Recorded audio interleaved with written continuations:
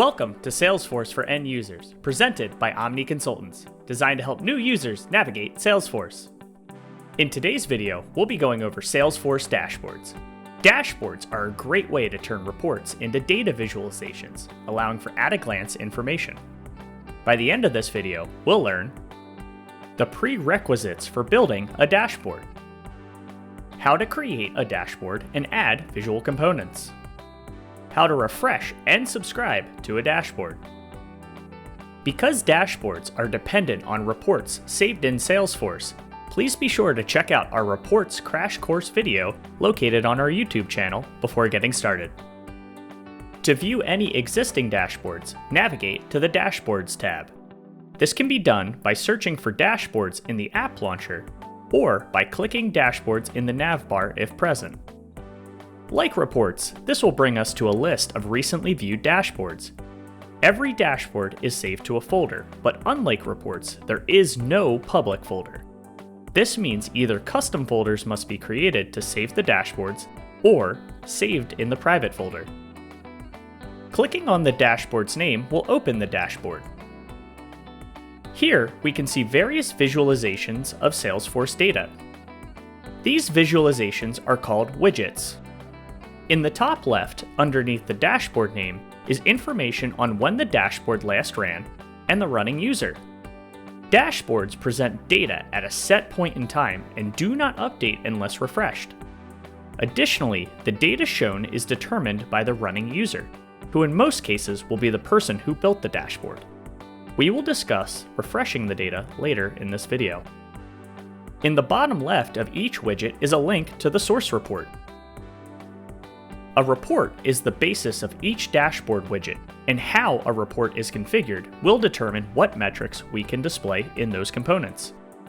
To get started, make sure your report is saved and is in an accessible location for whoever will be viewing the dashboard.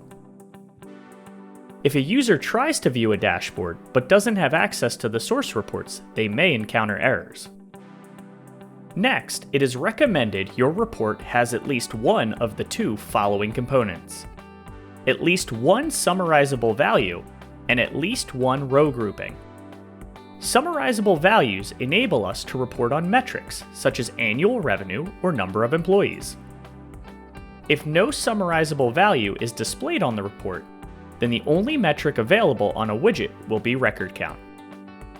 Row groupings will allow us to break out these metrics on a dashboard widget by the values in the group. For example, we have a row grouping of type in the Active Accounts report. On the dashboard, I can use these groupings to break out the annual revenue and record count by type. If no grouping is set on the report, then our display options on the widgets will be limited. We'll show what that looks like in a few minutes.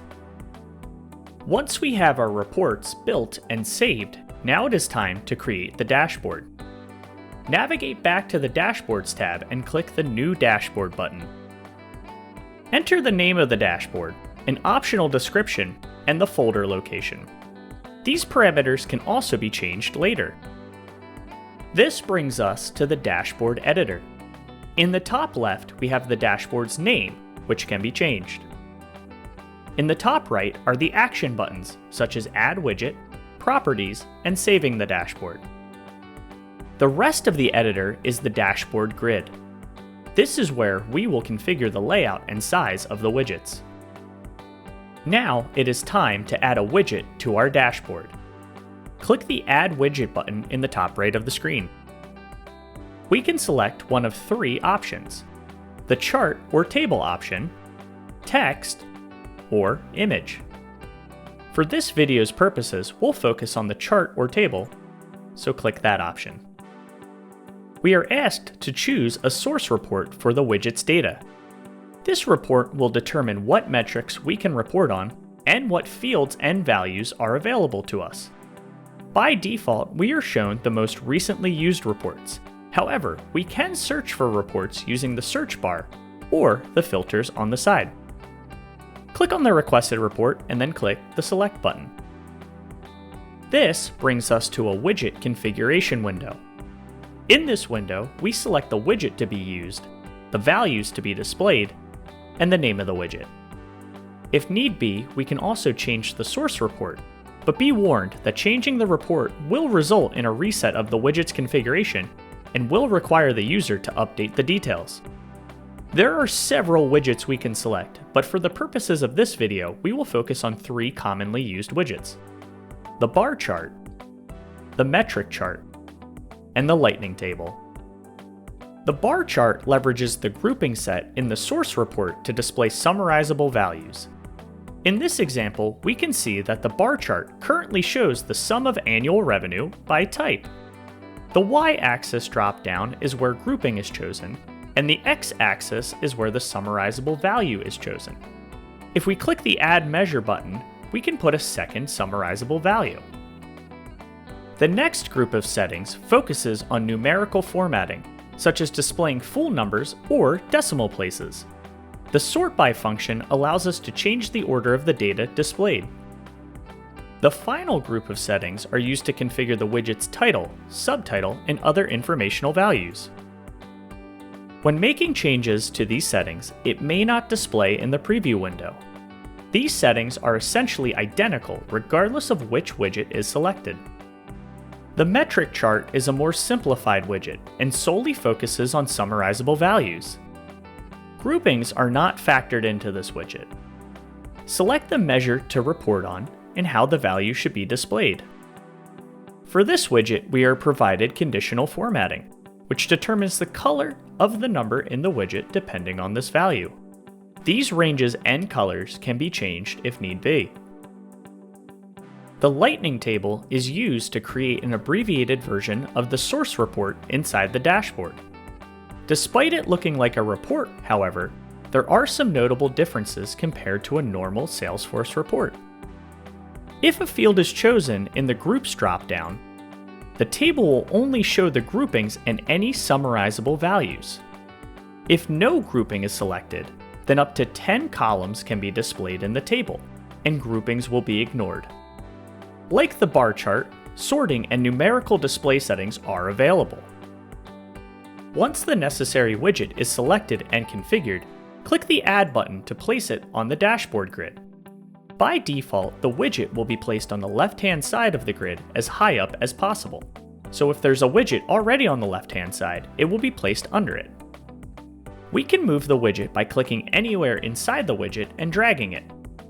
Please note that when moving a widget, it will always be placed at the highest point possible. This means widgets can't be floating on the dashboard grid and either must be at the top of the grid or underneath another widget. We can also resize the widget by clicking and dragging on any of the squares around the perimeter. If we need to edit the widget's details, this can be achieved by clicking the pencil icon. If we no longer need a widget, we can click the X icon in the top right to remove it. After adding the first widget, repeat the process until all necessary widgets are added.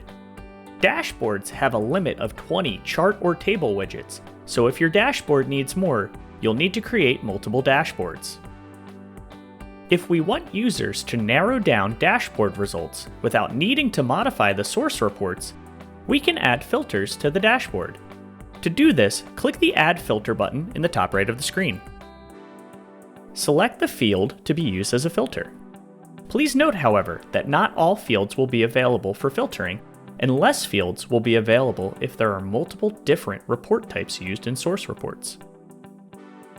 After selecting the field, we can optionally change the filter's label to something other than the field name. Click the Add Filter value to set an option for the filter dropdown. This works like a report filter, where we select an operator, such as equals, and then select or enter values. After selecting the operator and the value, we can also edit the text displayed to the user if need be. Click Apply to add the filter, and then repeat the process for all other necessary filter values. Click Add to add the filter to the dashboard. This filter will appear at the top of the dashboard as a drop-down field, allowing the users to filter all dashboard components. We can add a maximum of 5 dashboard filters. Once we have built the dashboard, click Save to commit the changes. To see the dashboard in action, click the Done button. As mentioned earlier in the video, dashboards present data at a set point in time. If this is not the first time the dashboard is being viewed, or we have edited an existing dashboard, we will need to refresh the dashboard to see the results. To do this, click the refresh button in the top right. This may take a moment to fully run, but after completion, we will see the data as of its current moment in time. What happens if we want the dashboard to refresh automatically? While we can't have it continually refresh to be accurate up to the minute, we can, however, set it to refresh on a daily, weekly, or even monthly cadence. This can be done by subscribing to the dashboard. To do this, click the subscribe button in the top right of the page. Set the frequency parameters for automatic refresh. We can also email the dashboard to ourselves upon refresh, and if the dashboard is saved in a shared folder, email it to others. Click Save. Like report subscriptions, please note there are limitations to how many dashboards a user can subscribe to, so use this feature sparingly. For more Salesforce videos, be sure to like and subscribe to Omni Consultants. And if you need Salesforce or AI assistance, check us out at omniconsultants.com.